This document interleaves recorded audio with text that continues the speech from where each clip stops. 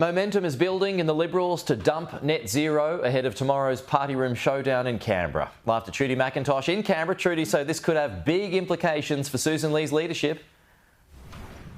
Yeah, Pete, it's a high-stakes meeting of Liberal MPs to see if they can actually come to a consensus when it comes to net zero. Moderate Liberals have publicly threatened to quit Susan Lee's shadow ministry. That includes Andrew Bragg, the loudest of those voices, if they aren't happy with the result at the end of the week. Conservative Liberals, though, want to see net zero dumped entirely. It's hard to see how both wings of the party will be satisfied at the end of this lengthy process. And it is a lengthy one. Over the next 5 days, it's going to be multiple meetings to try and resolve this sticky issue of net zero. It starts tomorrow at 12 p.m. with a Liberal party room meeting. That is where MPs will be able to have their say on net zero. Unclear whether there's actually going to be a vote at the end of the meeting to determine the policy.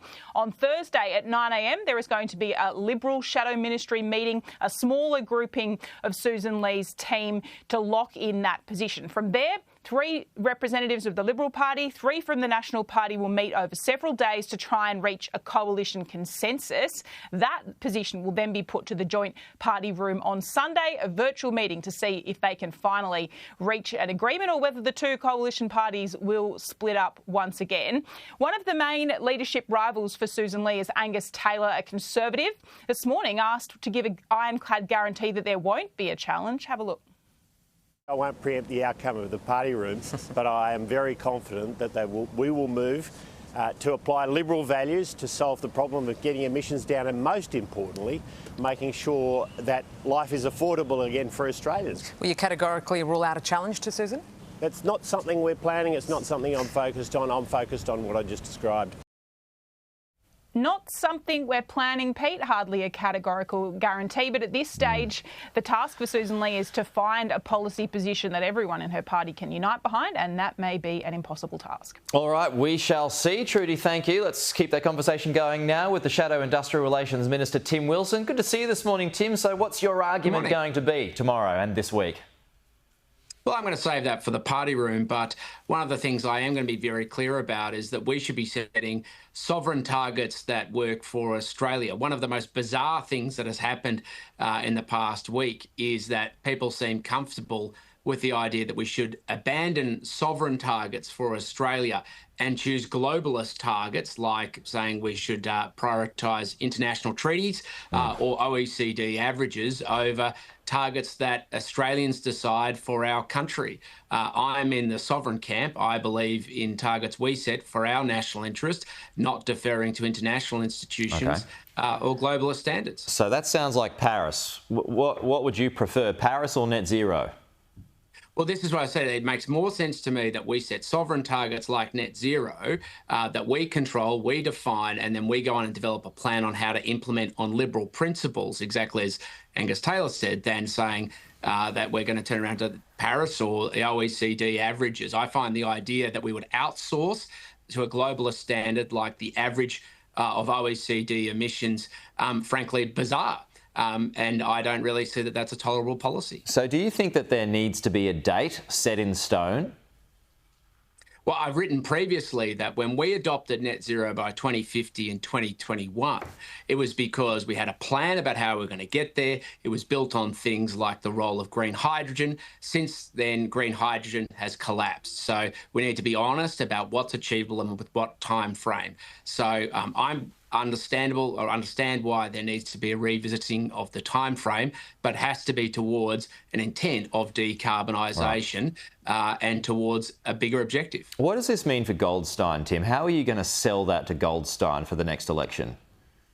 Well, ultimately, it'll come down to the policy put forward. But at the end, I'm going to benchmark these things against my record. You know, the last time I was in office, fact, we adopted a net zero target. Fact, I established an entirely new renewable energy industry. Fact, emissions went down in comparison to the Climate 200 candidate. Fact, they broke their promise on emissions. Fact, they went on and voted for new coal and gas subsidies. Fact, emissions rose. So there's a clear record of delivery there. The question is whether we can come to a clear policy position that we can take forward to show both intent and delivery. Okay. I don't know if you caught it, but I spoke to Keith Wallahan, who lost his seat of Menzies at the last federal election, and this is what he had to say if net zero was abandoned. Let's just run this. I hope that those that are in the room are turning their minds to seats like mine, because when you look at what happened in the last two elections, the Liberal Party lost 33 seats and 26 of those were in urban areas. I have great respect for the National Party, not only in their political success, but as people. They're decent people. But they're not responsible for winning back those urban seats. The Liberal Party is. So the Liberal Party has to think very carefully, are the decisions they're going to make in the next few days ones that will be read out on panels like this on election night in 2028 saying, oh, we got that wrong. What are your thoughts on that, Tim? Well, I agree completely with Keith. I mean, I'm currently the only in-urban Liberal in the entire Commonwealth of Australia. Tragically, I wish Keith was still the federal member for Menzies. He's certainly a much better member than the current one. And we need to be selling a clear, bold, confident, optimistic Liberal vision for those communities so that we can win them back. And that's about building energy abundance. It's about how we're going to build the future of the Australian economy, and it's one built on hope. But we need a compelling vision that we're going to sell. And that comes down to one thing: leadership. And that's what I'm looking for out of this next few days.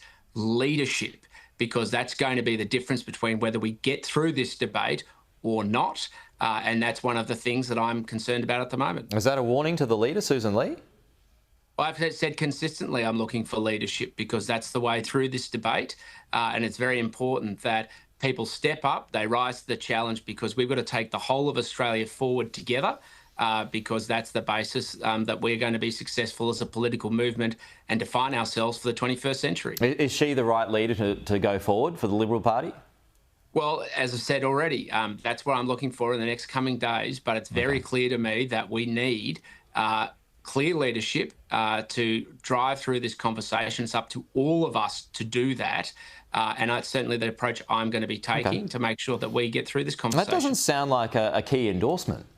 No, I'm happy to endorse the leader. That's not the issue. What I'm saying is it's up to all of us to be part of that solution. If we're just going to break into tribal parts without any acknowledgement of the responsibility we hold to each other, we are going to find ourselves boxed into a very difficult position. Which would be? Well, one where we can't come to a common agreement about how we're going to take the party forward together to actually govern the country. I'm not in politics because I want Labor and the left and the Greens or anyone else to win. I want to be in a position where we can govern the country, define its future, so we can have a liberal democratic future that builds Australia, builds its future, and the next generation of Australians can look to the out to the horizon with confidence and hope, because that's the fulfilment of the Liberal vision. Is there a coalition future? Well, absolutely there is, working with the Liberal Party, but it has to be one that brings together both rural and regional Australia, the cities, and it has to be one focused on defining Australia's future, built off that which is mined and grown, that which is manufactured, and of course the services economy that dominates our capital cities. So there would have to be concessions made by the Nationals. I wouldn't look at it as part of concessions. I'd look at it as part of how we're going to define the future together, and us being practical, sensible, and how we're going to take the country, how rural and regional areas work with cities, as it is about cities working with rural and regional areas. All right, it is a big week ahead indeed. Tim Wilson, always good to have you with us, though. We'll chat to you again soon.